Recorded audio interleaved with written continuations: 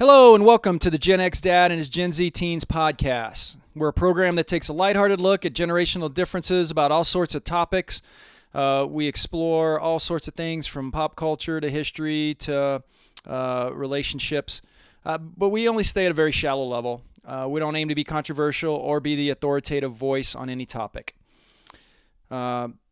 Today, we are going to talk about learning to play musical instruments and musical production, and really how technology has changed a lot of things. As far as a background goes, I'm one of four children, and growing up, my mom, who was really the kind of more inclined to give a musical education, was had my sisters learn to play musical instruments, and then gave the option to me and my brother. Now, I was big into sports, and I remember my sisters going to music lessons at like 6 in the morning, and I was like, no way, I don't want to do that. And so I turned it down.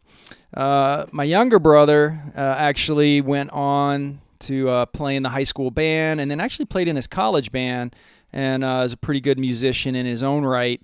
And so I ended up being the only one with no musical background part, and I ended up regretting that as an adult. And so I wish, in retrospect, that my parents had made me go learn a musical instrument earlier, but that ship sailed. But I wanted to do that for my two teens, and so they grew up.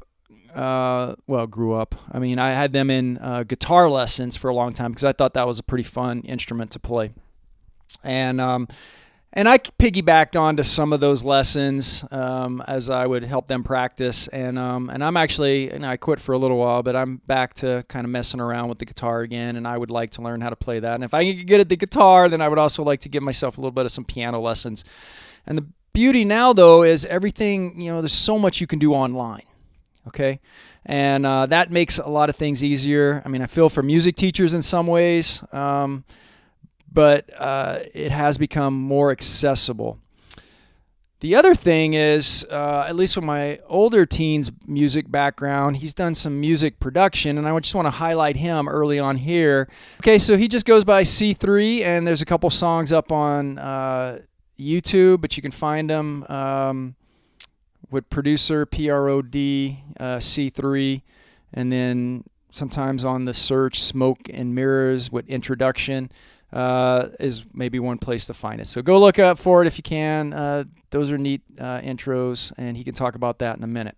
But let's just talk about the musical background, which is learning to play guitar. So what do you guys remember, and do you appreciate, I guess, maybe the background of having done that, and have you found that it's helped you? Yeah, I think it kind of just gave me a base kind of introduction to music, and kind of playing and messing around with music. So yeah, I think guitar and, early, like the few kind of keyboard and piano lessons I did, kind of just introduced me to the whole thing and made it something I was kind of aware of. All right, what about you? Yeah, I have some good memories learning guitar, and I definitely don't regret it. I definitely think that when I stopped was a good time, because at that time I was getting very busy with sports, but overall it was a good memories. And do you sometimes, like, your older brother got a little bit into the music production software and got curious and, put some stuff up? Does that interest you at all right now? Not really right now. And what about, do you think that you might go back to playing guitar or another instrument maybe in the future? I mean, is it there, or you're just not sure? I'm not sure. Probably not in the near future. Now, one thing that was a little, and I don't remember this particularly, but, as part of your guys' elementary school introduction to music, I know you played the recorder, and I remember doing that also in school, but I don't remember if was that program still around when you were there? We did it for a day. Yeah, because I think you guys had issues with the music teacher. I think you lost your music teacher. Is that what happened? Yeah. So because I don't remember you messing around with the recorder at all, but I do remember. Do you remember that at all? Yeah, I do remember it a little bit.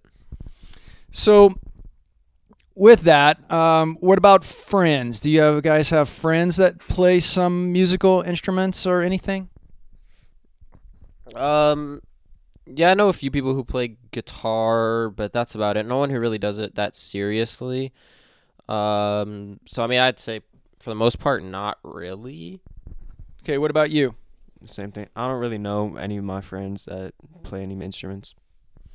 Okay, I mean, actually, there's one that plays in the high school band we know, and then do you guys have any friends that are in any bands that they've made up, just like high school bands or anything like that? Because we do live in a pretty urban area. No, no one that I'm like close to, but I know there are a few bands that sometimes do little things, so they do exist. Anything from you? I don't know anyone that I'm close to. Yeah, and when I was growing up, I mean, you basically, I was such a small town. You kind of had the band kids and you had the athletes, and the two didn't really overlap all that much in that sense. So it was very stereotypical in the small town and community kind of where I'm from. Here, I think it would be a little easier because you have more options just through the urban environment.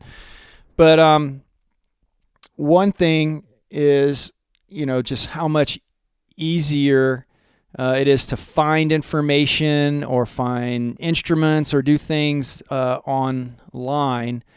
And I want to get to talking a little bit about, what got you interested in music production and how you went about doing that.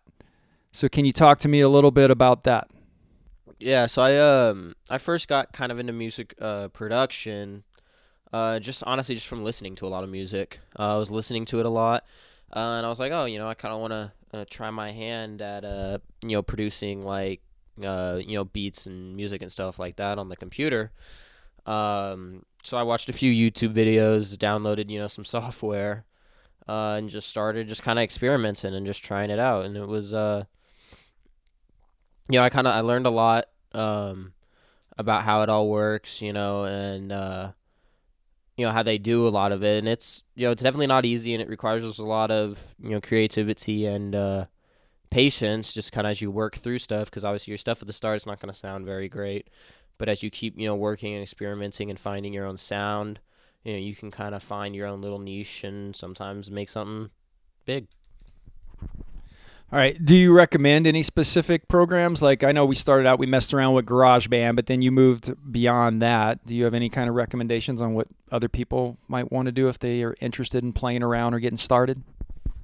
I think like the most user friendly is probably FL Studio, but there's others like Ableton and all sorts of other softwares that work for whatever you want. But like I said, I think FL Studio is my choice. It's I think the most user friendly, especially for beginners. So yeah. All right. Well, any last thoughts for anybody out there as far as learning an instrument? I mean, do you guys think thumbs up? Everyone should maybe try it out at least once and see where it is. I mean, what do you have to say? Yeah, I think everyone should try it at some point.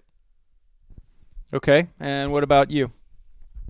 Yeah, I think it's something interesting and could potentially spark an interest that could take you a lot farther. So yeah.